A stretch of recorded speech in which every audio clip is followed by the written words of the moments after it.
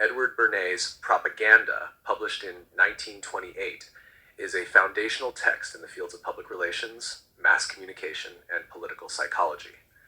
Bernays, often called the father of public relations, sought to rehabilitate the term propaganda, which had acquired negative connotations after World War I, and redefine it as a neutral and scientific method for shaping public opinion. The book explores how media, business, and political institutions can systematically influence public behavior, preferences, and beliefs through strategic communication techniques. Rather than viewing propaganda as manipulation in a sinister sense, Bernays argues that it is essential for the functioning of modern democracy and mass society. I. The need for propaganda in modern society.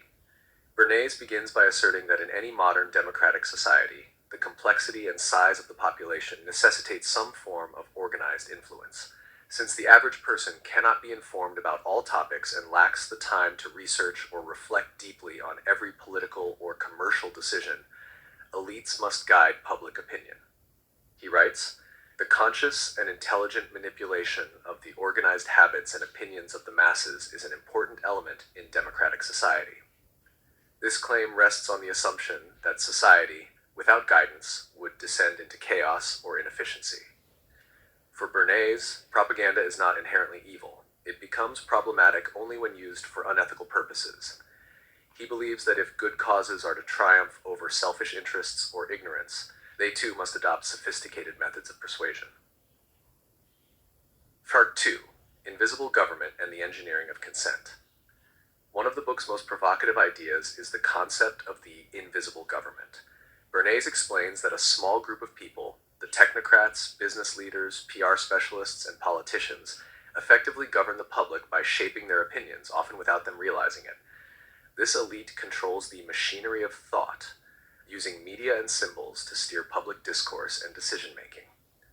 Bernays introduces the phrase engineering consent, later used in US political contexts as a way to describe the process of manufacturing public agreement through psychological and sociological insight. Propaganda is thus not a blunt instrument, but a science of human behavior. Using insights from Freud, Bernays was Freud's nephew, he acknowledges the role of unconscious desires, symbols, and emotion in shaping attitudes and preferences. 3. Applications in politics. In politics, Bernays argues propaganda is indispensable. Political leaders rely on it to shape platforms, win elections, and build public consensus for policy. Voters, he claims, do not have the time or expertise to analyze complex legislation, so politicians must simplify and dramatize issues for them. Bernays outlines how campaign imagery, slogans, and staged events are essential tools for constructing political narratives. He also emphasizes the importance of third-party endorsement. Rather than simply presenting a message directly, propagandists often rely on respected voices, academics, journalists, or celebrities, to convey the same message, thereby increasing credibility. These indirect forms of influence appear more organic and trustworthy to the public. Business and consumer culture. Bernays devotes considerable attention to the application of propaganda in business and marketing. He was a pioneer in using public relations to shape not only product perception, but also consumer behavior and culture. He discusses campaigns he led, such as persuading women to smoke Lucky Strike cigarettes by linking them to women's liberation, calling them torches of freedom. He also helped popularize bacon and eggs as the traditional American breakfast through PR campaigns designed to influence doctors and media. He outlines how companies can frame products in terms of lifestyles, values, and social meaning. By associating goods with emotions, aspirations, or symbols of status, advertisers manipulate desire rather than appeal to logic.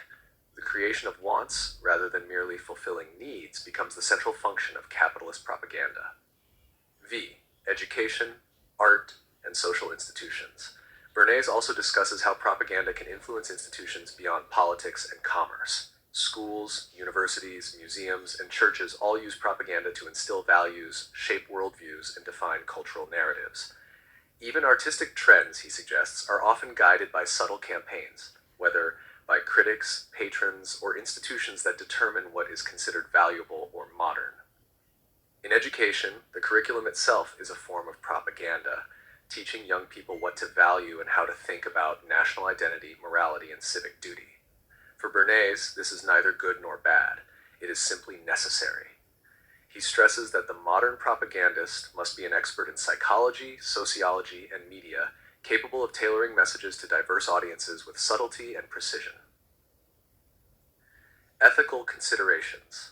Although Bernays presents propaganda as a neutral tool, he acknowledges that it can be misused. The same techniques that persuade people to buy soap or vote for a candidate can be exploited by demagogues, corporations, or authoritarian regimes. He uses the example of World War I propaganda to illustrate how entire populations were whipped into frenzy through emotional appeals and misinformation. Nonetheless, Bernays remains optimistic. He believes that the solution is not to eliminate propaganda, which he deems impossible, but to ensure that it is guided by enlightened, moral leaders. The ethical use of propaganda, he argues, depends on the character of those who wield it. 7. Criticism and legacy. Propaganda has generated intense debate since its publication. Critics argue that Bernays underestimates the dangers of manipulation and overestimates the wisdom or benevolence of elites. The idea of engineering consent is seen by some as inherently undemocratic, as it sidelines deliberation and treats citizens as passive recipients rather than active participants in public life. In the post-war era, thinkers like Noam Chomsky drew on Bernays to critique the manufacture of consent in liberal democracies, arguing that elites use media and propaganda to mask inequality and suppress dissent. Others, like media theorist Neil Postman, warned of the erosion of critical thinking under the influence of spectacle and emotional appeal. Still, Bernays' ideas have shaped the modern landscape of advertising, public relations, and political campaigning. Concepts such as branding, crisis management, spin, and influencer marketing all trace their intellectual lineage back to his work. He helped establish PR as a profession and showed that communication is not merely about transmitting information, but about shaping perception and emotion. 8. Contemporary relevance. In the age of social media, propaganda is more relevant than ever. Today, governments, corporations, and individuals use algorithms, targeted advertising, and data analytics to influence opinion on a global scale. The rise of fake news, conspiracy theories, and misinformation has revived concerns about the manipulation of truth and the fragmentation of shared reality. Yet, at the same time, activists and grassroots movements also use these tools to challenge dominant narratives and mobilize support. From viral hashtags to meme warfare, propaganda is no longer confined to elites. It has been democratized, for better or worse.